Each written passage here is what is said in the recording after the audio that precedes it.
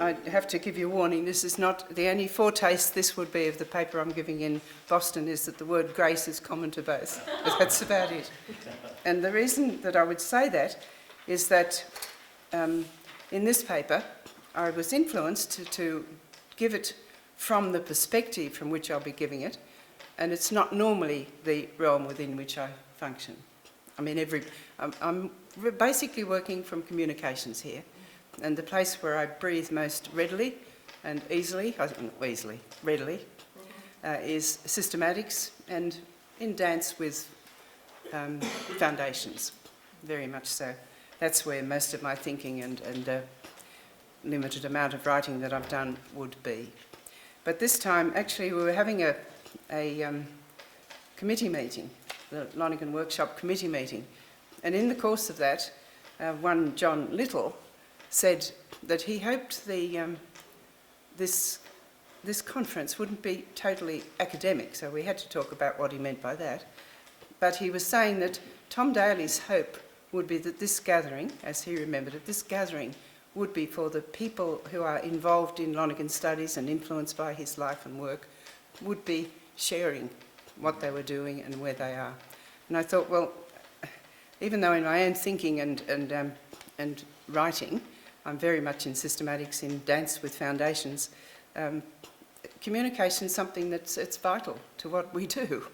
And so I thought, here we go. So while I'll be drawing on foundations and also presuming on the systematics of grace, and some of you would know that's where I did my doctoral thesis in Lonergan's work on grace. But I'll be speaking within the realm of communications. So accordingly, my attempt will be to try to ascertain what Lonergan's insights have to offer us in appreciating the ways in which grace and forgiveness function together in everyday living communications, the practical circumstances, a concrete situation. To begin, it has become a custom in Australia, when we gather for any public meeting or official occasion, to acknowledge the owners of the land on which we stand, and Tony did this yesterday, but I want to include it in this talk. And I honour this custom and acknowledge the Wiradjuri people of the Kulin Nation, their leaders past, present and emerging.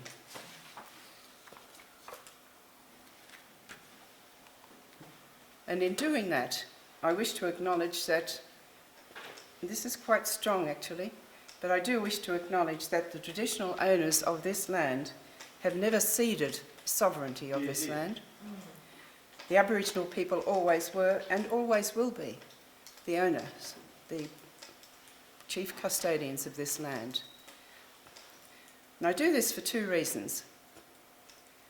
Mark McKenna, in his quarterly essay, just about 4 issues ago, I suppose, in his quarterly essay, Moment of Truth, it was called. It's a history and Australia's future he's writing about.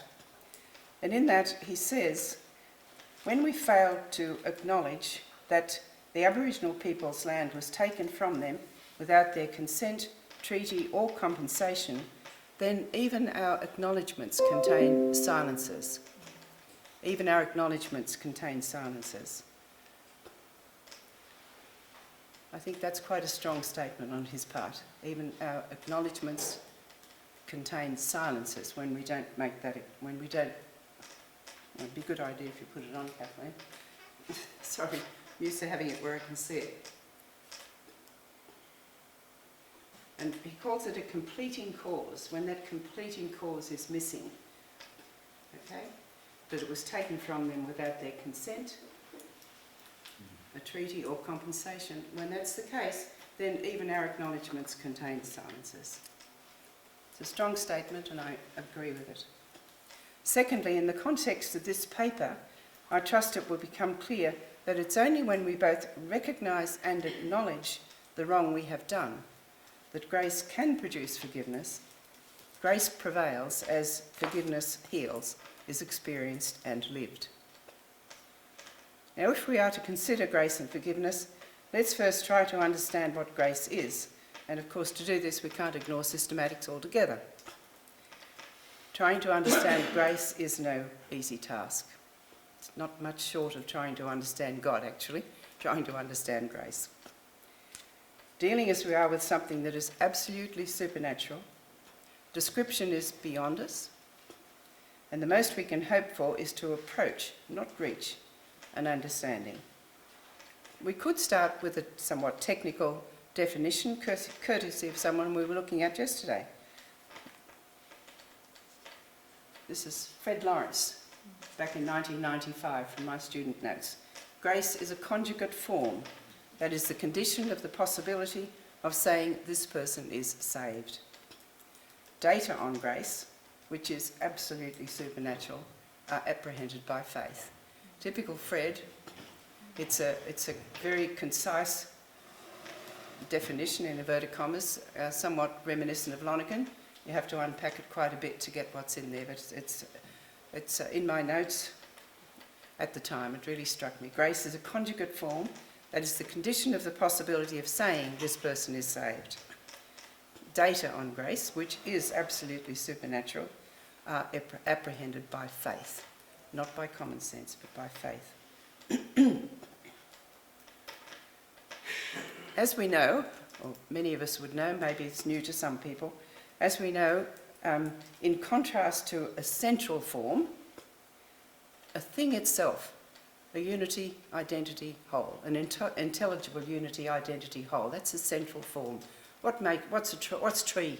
What's treeness? What's, etc. The central form is what makes it what it is. In contrast to that, conjugate forms, which loosely we call properties of things, are defined by their relations to one another.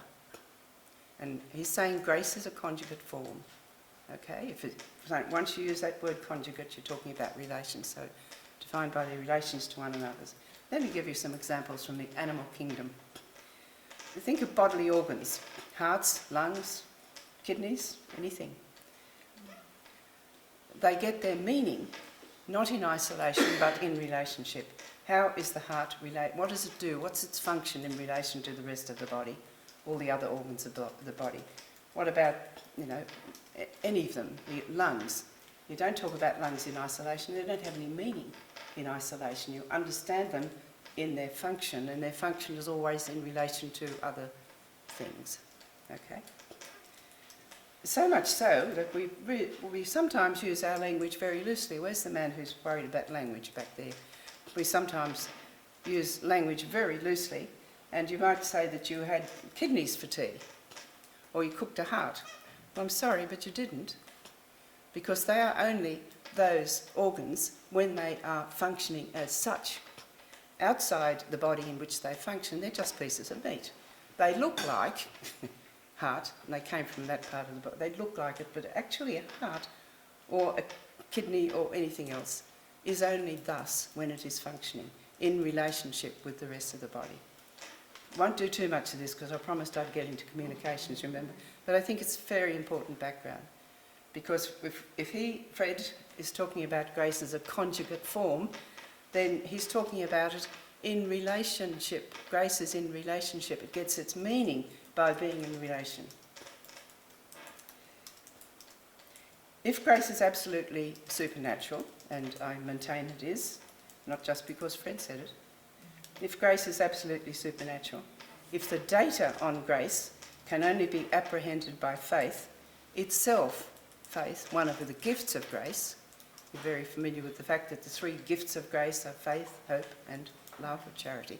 So faith is one of the gifts of grace. So if the data on grace can only be apprehended by faith, which is itself one of those gifts, and if it is the condition of the possibility of one being saved, how are we to begin to understand it, given that it is to be identified by its relations to other conjugate forms? I suggest the clue is in what is probably for most of us the least familiar term there, and that's the word conjugate. Because as we have seen, integral to the idea of conjugate is relationship. Take any one of those organs of the body, it's a conjugate form. It's not the whole of the animal or whatever it is, but it is an essential part thereof in relationship. Let's try another definition. If we think if when we think grace, we think relationship, we might have a clue as to how we can come up with a more apparently accessible definition of grace. Let's try.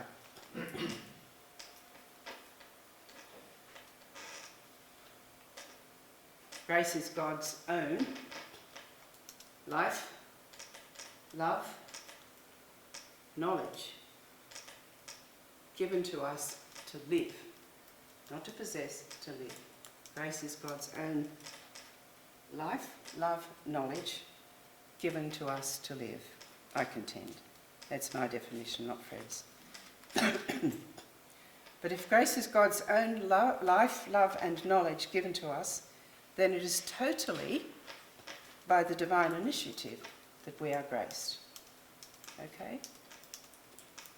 God, how could it be otherwise?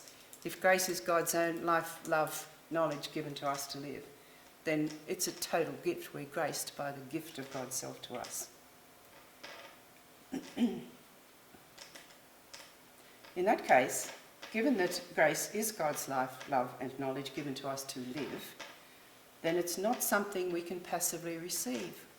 You know, there was a notion of grace being like it went from jug to mug. It's poured into us. You know, and we're praying for more grace, etc. Actually, very theologically wrong thing to do, to pray for more grace as such in that sense. Doesn't mean we can't pray to be more responsive to the grace that is ours.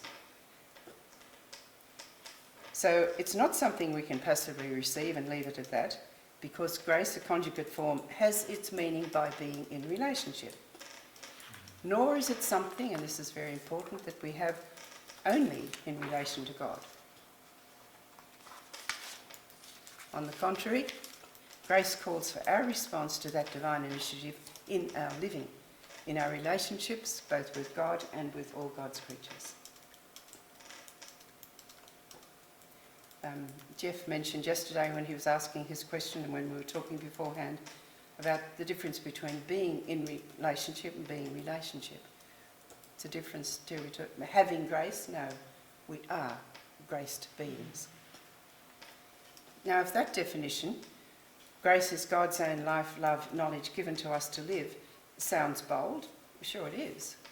But it's no more bold than the more technical definition given above by Fred. And if we compare it to the earlier definition, I think we'll find that it ticks all the boxes. God's life, love and knowledge are certainly absolutely supernatural. Given to us as gift to be lived through the three supernatural virtues that it conveys, that is faith, hope and love. It is that indeed, grace is indeed the condition of the possibility of human beings living in redemptive relationships, that is, of being saved.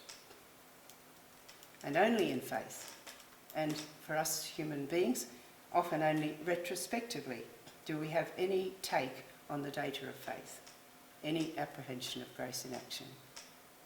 It's one of the things that I remember so deeply from the grace course that I taught for about 20 years, and I taught it in two sections. There was the history of the development of the doctrine right through, and parallel with that, students getting into touch with experiences of grace in their own life, which initially, and I use the term religious experience, and some of them ready to run out the door because they've never had one, they think. But they, over the course of the time, became very aware that not only had they had experiences of grace, but it wasn't something you went to the cathedral to get. It was in the nitty-gritty of daily life that had happened. And many of them came to recognise this as an extraordinary reality. But many years after it happened, some significant event. I'll just digress slightly to mention one who was in the class, and he very early on said he hadn't had a religious experience and he wouldn't be able to give a talk, the presentation on that. So that's fine. I always gave them an out. You can do Luther on freedom or something. You don't have to do a personal experience. Well, it came the day that he was to give his presentation, and he arrived, and he said to me, and he made a big gulp, he said, "I'm going to do it on an experience." He had prepared his talk presentation on freedom in Luther. He was all ready to go with that. And then the night before he was to do this, he had this urgent call within him to go to the cemetery. He had grown up with, his father died when he was very young, and he was very close to his father. He'd grown up with a mother who was a very severe alcoholic, and it was really tough. And not only that, when he married, he and his wife took the mother into their home, and she was with them until she died. And life was very difficult. She really made life very difficult. So much so that this beautifully sensitive man couldn't go to her funeral. He just couldn't go. But this night, the night before he was to give his talk on freedom or whatever it was in Luther, he had this strong urge to go to the cemetery. And he went. And when he was there beside his mother's grave, he was overwhelmed with a sense of forgiveness. Both ways, forgiving himself for feeling so badly about not being able to go to her funeral and so on, and forgiving her. Just that it was really strong. So he came, and that's what he told the class about it. And you can imagine they were just stunned, as he was. The gift of forgiveness was given to him, and he did what one can only do, and that is give the forgiveness to himself and to the other. As I said, often it's only retrospectively. It can take a long time for people to be aware of the action of grace in their lives, religious experience, we call it. But what we do know is that grace, being a conjugate form, is defined by its relations to other conjugate human forms, among which, for example, we could name freedom, desire. They're gifts of creation that we have. As grace is given to all human creatures as supernatural gift, by virtue of creation, freedom and desire. Two different realms, can you hear it? Grace is absolutely supernatural. A gift of grace given to us. Freedom and desire and many others, simply the gift of creation. We receive them by being created.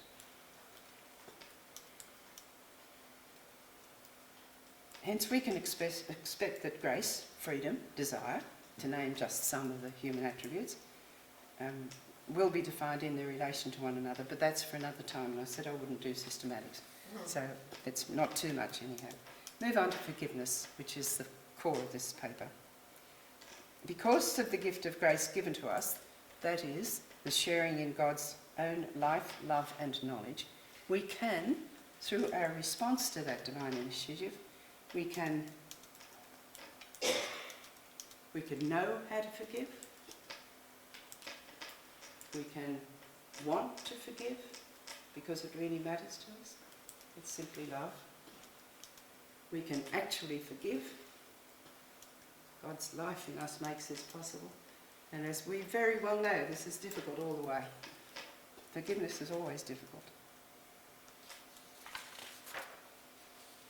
I'll briefly return now to Mark McKenna's observation that when we fail to acknowledge the fact that the land on which we stand was taken from the original owners without their consent, treaty or compensation, then we fail to acknowledge the wrong that our ancestors did. Remember Lonergan writing about this at one stage.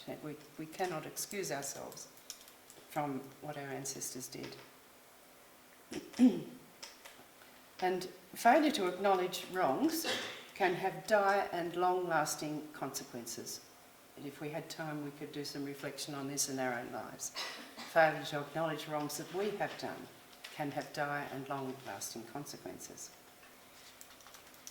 And this is a fact that's captured, I think, so clearly by that cannily insightful Russian author Fyodor Dostoevsky.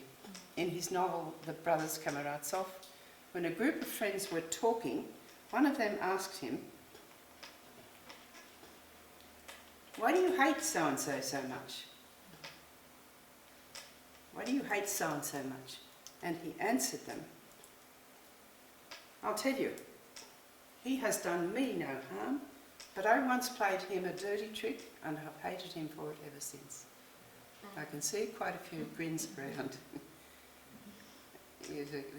a clever author, wasn't he? And of course acknowledging it is vital, but that's there. This perverted tendency is probably not unfamiliar to us. What I did to you makes me feel bad, so it's your fault that I feel bad, so, I hate you for it.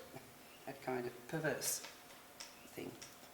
And I wonder, returning to Mark McKenna, I wonder whether it is the case that this insight from Dostoevsky picks up, at least in part, why it is that the Aboriginal people of Australia are still hated, blamed, judged, condemned, undermined, or just ignored by so many of us in our Australian society. And of course, the invitation is to find that in ourselves. To what extent is that our connection or lack of connection with the Aboriginal people?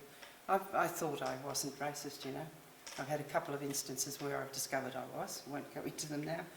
But one of them was clarification by contrast in having the wonderful blessing of having Sister Robin Reynolds, who's an Ulch sister, teaching at YTU, and seeing the way in which she is so totally in relationship with the Aboriginal people.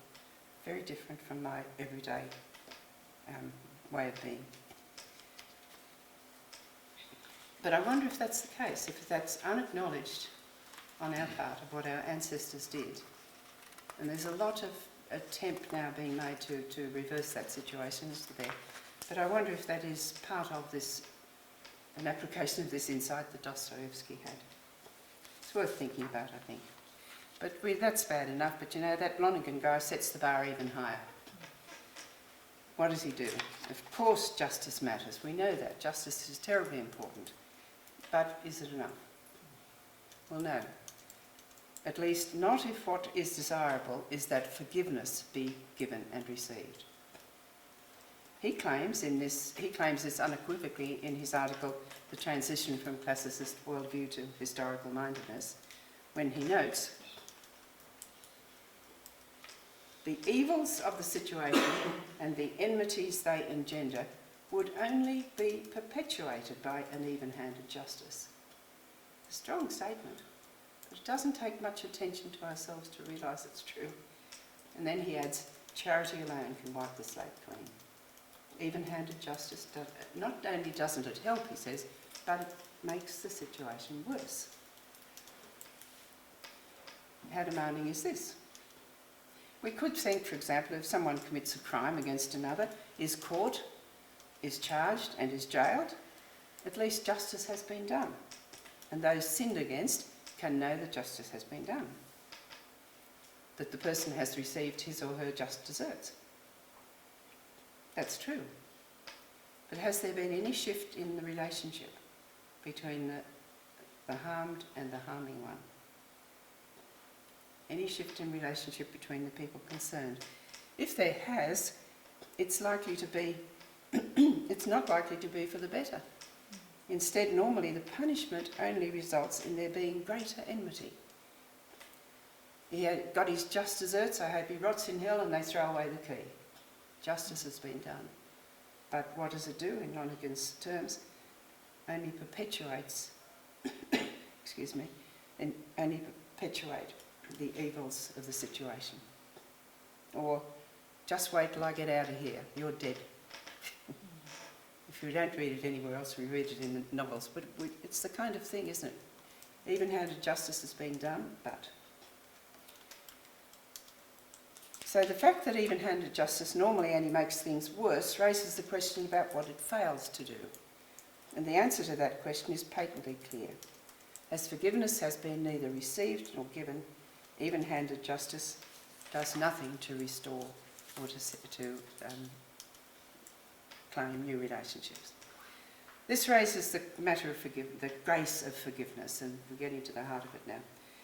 This raises the matter of the grace of forgiveness. Why? Because in the first place, forgiveness is not ours to give. That is so vital that we understand that. It's not ours to give. We don't have it. A story I read in an African tribe, and I've forgotten where and which tribe, sorry about that, but it illustrates this quite well, I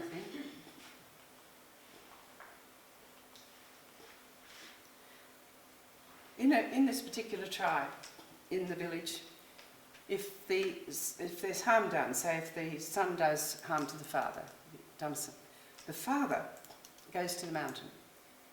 All the village knows that this is what happens. The father goes to the mountain, and when the father goes to the mountain, he waits for as long as it takes to receive the gift of forgiveness, to realise that he's ready to forgive. And when he does, he goes back to the village and he spits on the forehead of his son, and that is called the spittle of forgiveness within the tribe. But the realisation was he didn't have it until he received it. And it's a good illustration, I think, of what, it's not ours. We're not wonderful if we forgive. We are simply passing on what we have received. And I think that tribal insight is a very good one.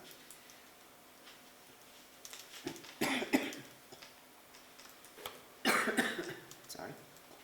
So though a person might never use the word grace in their lives, nor have any sense of being in a relationship with God, just think of that situation. It's not true for anybody here.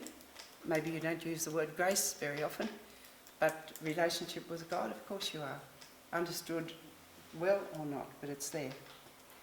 But a person might never use the word grace, nor have a sense of relationship with God. The fact that they find themselves wanting to forgive is evidence to people of faith that grace is operative in their lives. God's life, love, knowledge given to them is operative in their lives because they feel in themselves this desire to forgive. And a contemporary story illustrates this.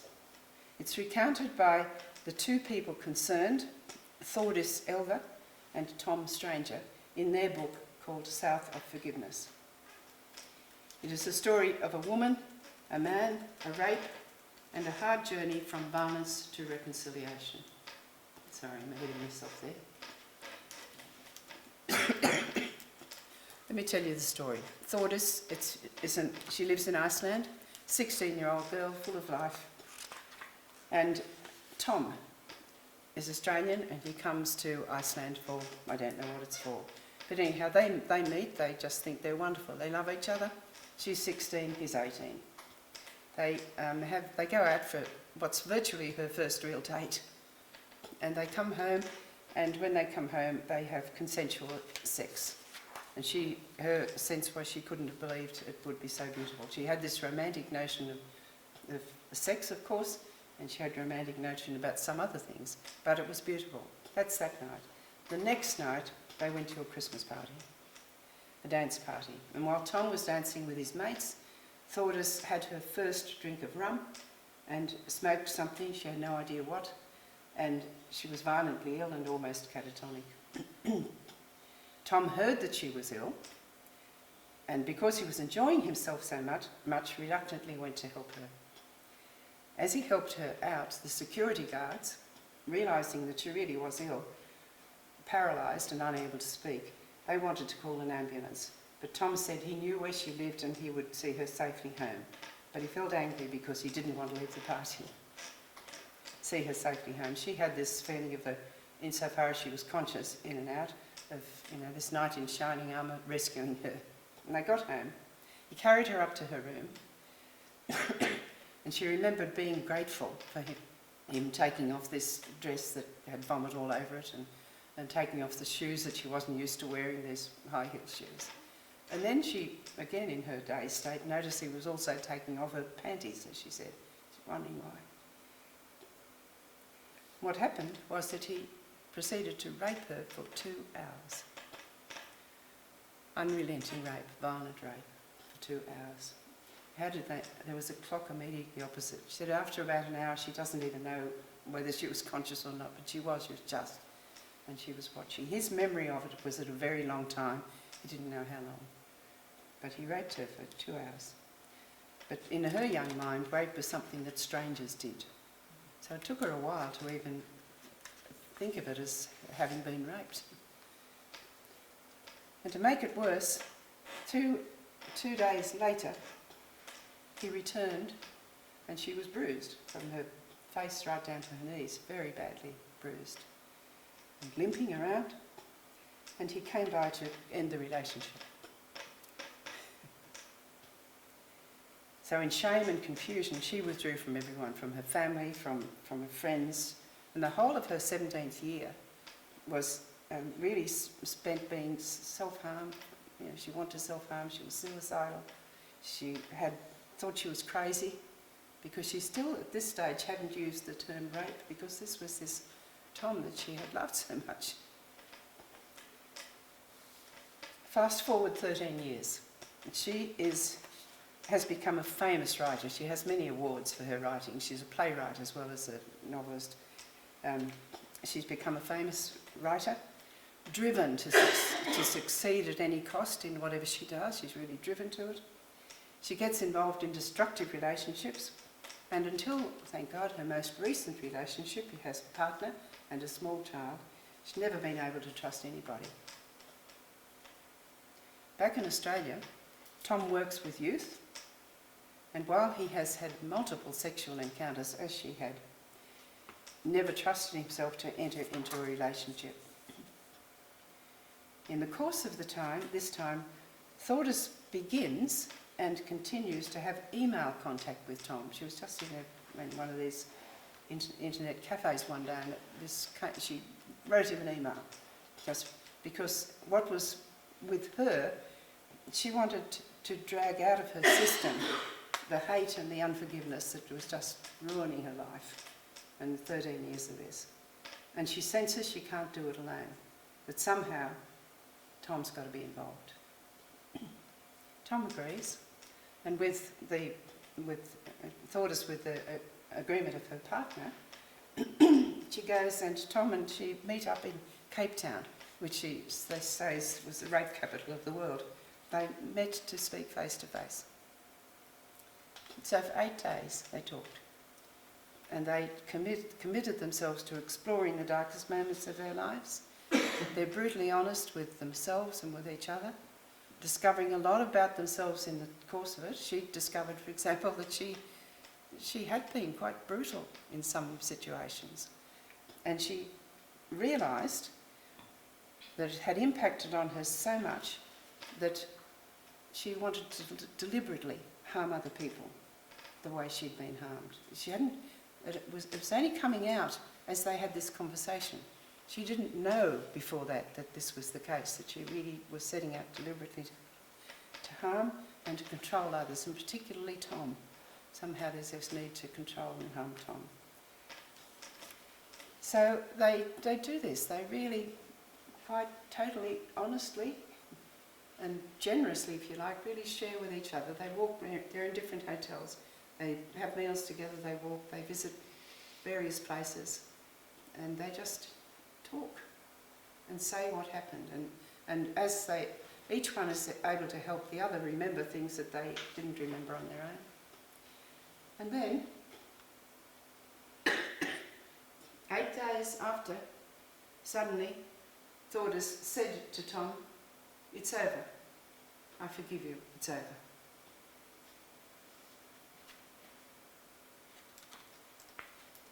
What is important to note is what she then said. She found herself saying, not deciding to say it, she found herself saying to Tom, "I forgive you." She said, "I realise I've never said I forgive you to your face, but I do, I forgive you, Tom."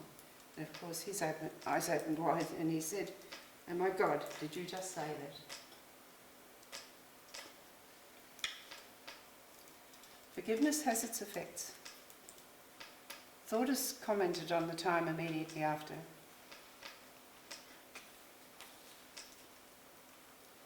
The Tom who walks off into the sand later seems different somehow. His step is lighter, his head is a bit higher than before. I'm moved by the sight. I wonder if forgiveness can literally change the way people walk. I stop quietly to enjoy the effect, the peace of mind, and the load that's been lifted off my chest.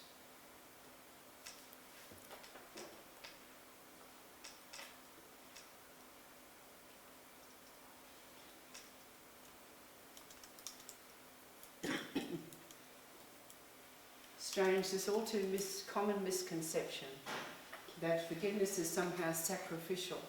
I make the big sacrifice to forgive, which leads to it being wrongly associated with selflessness and nobility. And she says, as I'm standing and watching Tom walk away, every cell of my body confirms that my forgiveness was no less beneficial to me than to him, allowing me to stop drinking the poison of bitterness, stop torturing myself with unanswered questions, stop living life looking over my shoulder.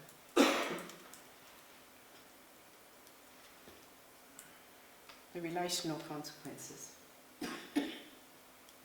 There are many. The relational consequences, what cannot come through even-handed justice, but can come, as Lonergan said, charity wipes the slate clean. And there's charity, there's love in this. He was her first lover. She really loved this boy. And but her main task initially for herself was to get it out of herself, to get this horrible bitterness and rage out of her. But for these two, there is new knowledge, new self-knowledge and new self-forgiveness. And it's beautiful as you read through the book to experience them forgiving themselves and forgiving each other. And they really do it. There's genuine repentance. They are deeply sorry. And they're sorry for what they did to each other. His of course, is the first and terrible crime, and it is a crime. There's forgiveness and there's mutual forgiveness. There's honesty with others. This is quite lovely, actually. Immediately after his return to Sydney, Tom told his parents what he had done all those years ago. Never told them before, and he's a very, much respected person in the society. He told them what he had done. They were stunned, but they didn't reject him. New relationships. One of the things Tom had said in the course of their conversation over these 8 days was that he believed he could never safely enter into a relationship. Didn't feel he could trust himself, ever, because of what he'd done. Thordis felt he could, and she said to him, I think you will, after what they'd shared. Well, 3 weeks after he returned to Australia, Tom met the woman whom he would marry, 3 weeks later. And once he realised that this was he really loved her, he told her his story. She could accept and forgive him, no problem. And the other thing, which is quite an amazing, I think, consequence, the relational consequences of this encounter, weren't just for the two of them, because new responsibility accepted. What was it? They decided to write this book. And this book includes in it the diaries that each of them separately kept while they were having these conversations. The total honesty of the diaries is there in this book. And they decided to publish it because this somehow had been possible for them to come to this, and they had this sense that they really should share it. So they decided to publish it. I'm reminded of Lonergan saying once, I'm responsible, I write. Do you remember when he said that? I'm responsible, I write. They're being responsible. They're writing. They're sharing what they have come to understand. And now they tour and they tell their story. Not as friends as such, but colleagues, sharing unwittingly, I don't know what term they'd put on it, but the good news of their transformation and what it's made possible, both in very healthy relationships now. And interestingly enough, all the proceeds from these tours, they don't keep the money, it goes to some charity or other, so there's no benefit to them, and their hope is that there's real benefit to other people. There's no explicit mention of God or of faith from either of them in this story, but as I said earlier, people of faith can recognise what's going on when grace is transforming people, when they're open to forgiveness and forgiving. You can recognise it. we can apprehend the data on grace that's operative right through. We won't go into detail because I'm probably running over time. But the fact that God gifts us with God's own life, love and knowledge is the condition of the possibility of anyone, including these two people, doing what they did. Whether they advert to it or not is irrelevant. God doesn't wait round to get consent from us or recognition from us before God makes it possible for us to do what we do. So charity has wiped the slate clean in a way that even-handed justice could never have done. And I was thinking and wondering, is there a word from the scriptures about this, that evil's only perpetuated by even-handed justice? Love alone wipes the slate clean. And you'll recognise this from John, the story of the woman at the well. No, not the woman caught in adultery. The scribes and the Pharisees brought along a woman who had been caught in adultery. Making her stand there in full view of everybody, they said to Jesus, "Master, Moses has ordered us in the law to condemn women like this to death by stoning." We won't go into any of the details about where's the man and why this is the law. These people were Jews believing this was the law and it was their duty to uphold the law. Beside that, you can imagine the trembling of this woman brought into this situation about to be stoned to death. Tom also speaks about the incredible challenge it was to him to go on these tours and to talk. And of course, there were people there who said to him, "You should be in jail. That was a crime, you should be in jail." If the letter of the law is to be obeyed, as these say, Moses' law says she should be stoned to death. He should have been in jail. And she went through all of this in her thinking beforehand, but that's not what she wanted.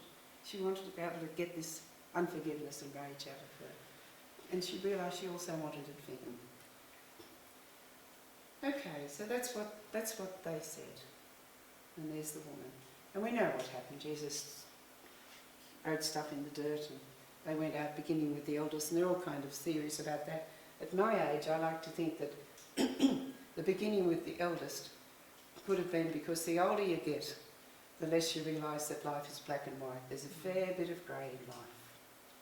Fair bit of grey.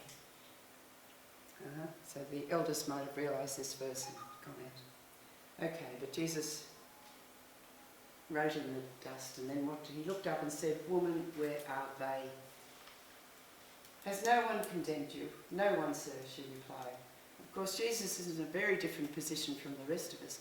He doesn't have to wait to be given this capacity to forgive. This is Jesus the Christ. He has this. So himself says, "Neither do I condemn you. Go and sin no more." And in a sense, without using any of this language, scriptural context, this is what these two people thought as St. Tom were doing for each other. Avoiding the even-handed justice, which would have meant jail, and going much deeper and seeing what do we need to do to be free of the effects of that terrible night, 2 hours.